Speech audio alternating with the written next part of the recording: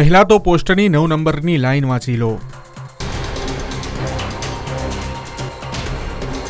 આ પોસ્ટ બીજા કોઈએ નહીં પરંતુ ખુદ ભાજપના જ નેતા ડોક્ટર ભરતભાઈ કાનાબારની છે, જેને તમે વિડીયો પોસ્ટ કરીને વાંચી લેજો। પોસ્ટમાં લખવામાં આવ્યું છે કે ઘણીવાર તો મને એમ થયું કે અમરેલી અફઘાનિસ્તાનમાં આવ્યું છે કે શું। એટલું જ નહીં, છેલ્લે તેમણે સવાલ કર્યો છે કે ગુજરાતના પ્રથમ મુખ્યમંત્રી ડોક્ટર જીવરાજ મહેતાના અમરેલીની આ સ્થિતિ માટે જવાબદાર કોણ। વડાપ્રધાન નરેન્દ્ર મોદીથી લઈને ગુજરાતના મુખ્યમંત્રી ભૂપેન્દ્રભાઈ પટેલ તેમજ કોંગ્રેસના નેતા પરેશભાઈ ધાનાણી અને ભાજપના નેતાઓને તેઓએ ટેગ મારીને આ પ્રશ્ન પૂછ્યો છે। ખુદ ભાજપના જ નેતાએ આ સવાલ કરતા સવાલ ઉઠી રહ્યા છે કે શું ખરેખર અમરેલીની સ્થિતિ આવી છે? શું ખરેખર અમરેલીનું નામ પડતા દીકરીનો પરિવાર લગ્ન સંબંધ માટે ના પાડે છે? ખેર, આ પ્રશ્નએ રાજકારણ ગરમાવ્યું છે।